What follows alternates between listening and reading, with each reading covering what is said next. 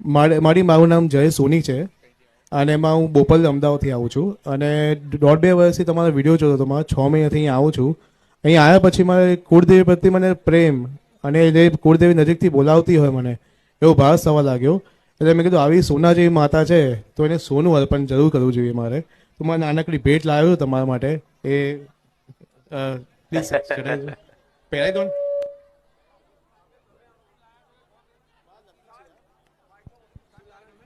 આ લકી છે મેરલીમાં વાળી.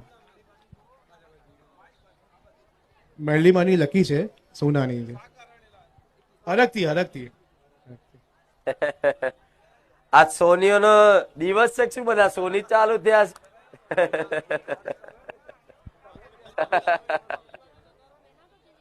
ના તે પહેરાવા દો.